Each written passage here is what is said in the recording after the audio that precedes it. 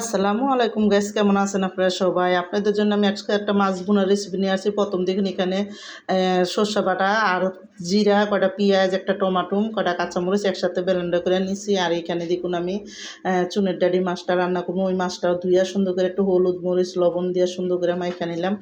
আর fry প্যানের মধ্যে তেল দিয়ে দিলাম। তেলটা যখন গরম হয়ে গেছে এখানে আমি মাছের মধ্যে তেলটা দিয়ে দিব। তেলের মধ্যে মাছটা দিয়ে তারপর সুন্দর করে সবটি মাছ একসাথে দিয়ে দিলাম। দিয়ে মাছটা আমি হালকা একটু ভাজা দিয়ে নিব। এবার মাছটা যখন একটা ফিট লাল হয়ে আইব তারপরে কিন্তু উল্টাইয়া দিব আমি। তো দেখুন এদিকে মাছটা যখন লাল হয়ে আইছে তখন কিন্তু উল্টাইয়া দিতেছি সুন্দর করে।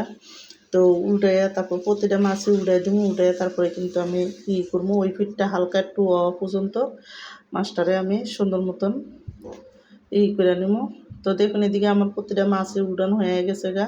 এখন ওই পিঠটা লাল হওয়ার পরে তারপরে কিন্তু আমি মাছটা নামাই দেব। তো মাছটা নামাইয়া যে ফেরাফিনটাতে রান্ধুম, মাছের তেলটা দিয়ে দিছি। দিয়ে কিন্তু এখানে আধা কাপের মতো নেব পেঁয়াজ দিছি আমি। পেঁয়াজটা দিয়ে এখন এই পেঁয়াজটা সুন্দর করে তেলের মধ্যে একটু হালকা ভাজা ভাজা করে নিব। আর পেঁয়াজটা একটু হালকা ভাজা নিলে সুন্দর হইব। পেঁয়াজটা ভালো মতন আমি একটু ব্যাঙ্গা তারপরে ভাজা দিতেছি। তো পেঁয়াজটা দেখুন এদিকে সুন্দর করে হালকা মাখা হয়ে যখন সুন্দর একটু হালকা একটু লাল লাল নরম হয়ে যাব তখনই কিন্তু আমি এখানে মশলাটি দিয়ে দিই। তো দেখুন এদিকে পেঁয়াজটা বারবার লাড়াচাড়া দিতেছে যাতে কোনো দিকে না পুড়ে যায়।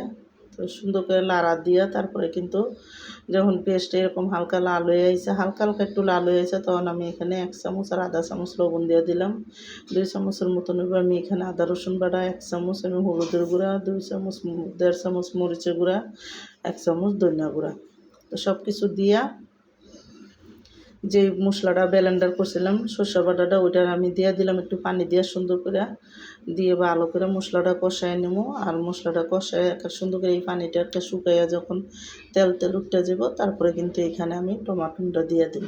তো টমাটো আর কটা কাঁচামরিচ একসাথে দিয়ে দিছি। দিয়ে কিন্তু এখন এই টমাটোটা একটু গলা পর্যন্ত রান্না করে নেব। তো আমার এই চুনের ডাঁড়ি মাছের রেসিপিটা যাদের পছন্দ তারা লাইক সাবস্ক্রাইব দিন। প্লিজ আমার ভিডিওটা বেশি বেশি শেয়ার করে দিয়ে না সাবস্ক্রাইব করে দিয়ে। আর এইভাবে একবার হইলেও চুনের ডাঁড়ি মাছ রান্না করে দেখেন, অনেকই মজা লাগে। তো এদিকে দেখুন যখন সুন্দর করে মশলাটা কষানো হয়ে গেছে আর টমাটোটা আদা গলিয়া গেছে গা, আমি একটু টমাটো হালকা একটু আদা ভাঙ্গা করে দিছি। দিয়ে কিন্তু এখন মাছটি উপরে দিয়ে দিলাম। মাছটা দিয়ে অল্প করে ঝোলের জন্য পানি দিয়ে দিছি। আর এই পানিতেই কিন্তু এই মাছটা রান্না হয়ে যাবে, আর কোনো পানি এখানে আমি দিব না।